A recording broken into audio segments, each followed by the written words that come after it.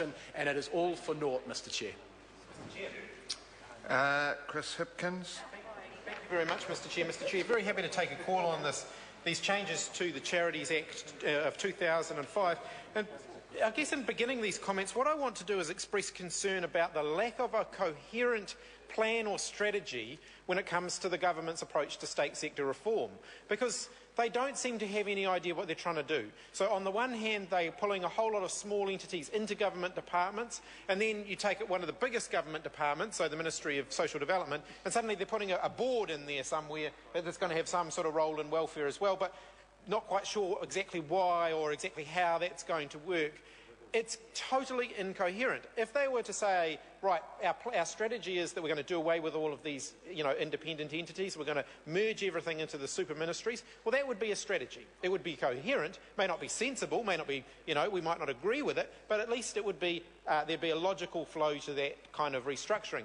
That's not what we're seeing. What we're seeing is a whole lot of contradictory decisions being made in the way the government are reorganising the state sector, and in fact they're not putting forward adequate business cases. They made the decision to create Stephen Joyce's little empire, the whatever they're calling it, Moby, without actually doing the business case. So the business case came after they'd made the decision to create the ministry. And what we've seen, as Ian Lees-Galloway just pointed out, when the government make these decisions, they don't do the business case adequately. It costs more money than what it was supposed to. So in the case of the merger of archives and the National Library, twice the cost of what it was budgeted to cost. And unfortunately what we're seeing in this bill is yet another decision, this decision to do away with the Charities Commission, basically being made in an ad hoc basis without a coherent plan for what they're trying to achieve with state sector reform. The Charities Commission was set up by the last government after a substantial process of engagement with the charitable sector. Now, I think that stands in stark contrast to this government's approach. The national government regard government as something that they do to people, rather than something that is done with people.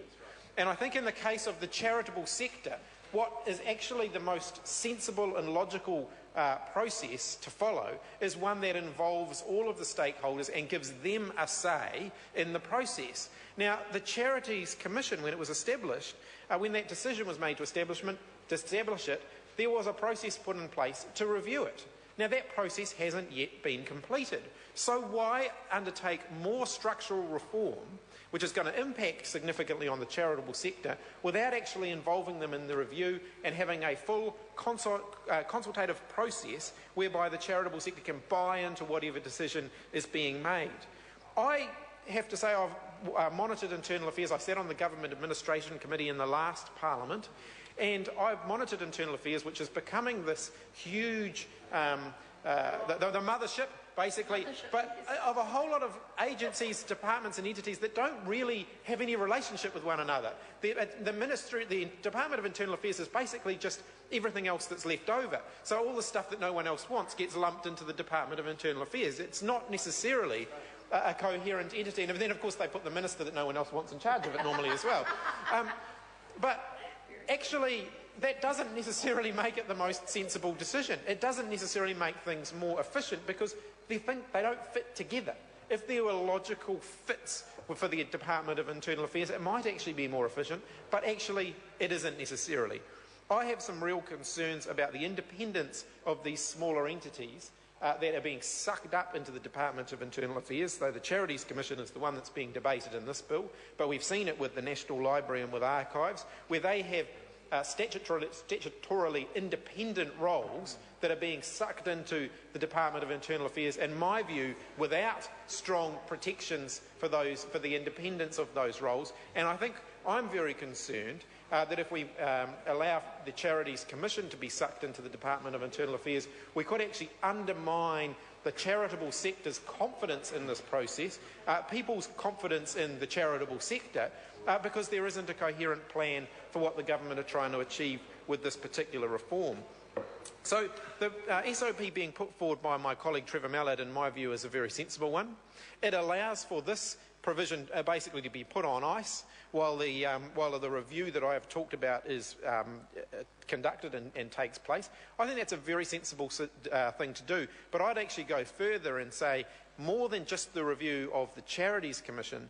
It actually needs to go wider than that, and what we need to see is a coherent plan for public sector reform, because I think it's totally legitimate to say that the public sector should be, Mr Chair, that there should be reform in the public sector, that we want a more citizen-centric, responsive, efficient public service. That's something that the Labour Party is quite happy to support change where we think that that's what's going to be delivered. We certainly don't think that's going to be delivered by this piece of legislation, because it is simply ad hoc. It's basically creating another little empire. I guess this, like the previous part of the bill that I talked about when we were talking about the new health promotion agency, this differs a little bit from other elements of the state sector reform being undertaken by the national government, and that this is another little component part that isn't going to end up in the Ministry of Joyce, the Stephen Joyce empire. It's only a matter of time. It's only a matter of time before this gets sucked up into the orbit of Stephen Joyce's new.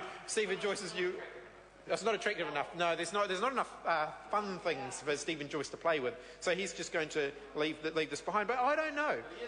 I don't know. I mean, but the Treasury could be next to be sucked into the orbit of Stephen Joyce's little empire. It certainly wouldn't surprise me at all. But this is obviously quite different from other elements of state sector reform, in that it's not putting more and more under Stephen Joyce's control.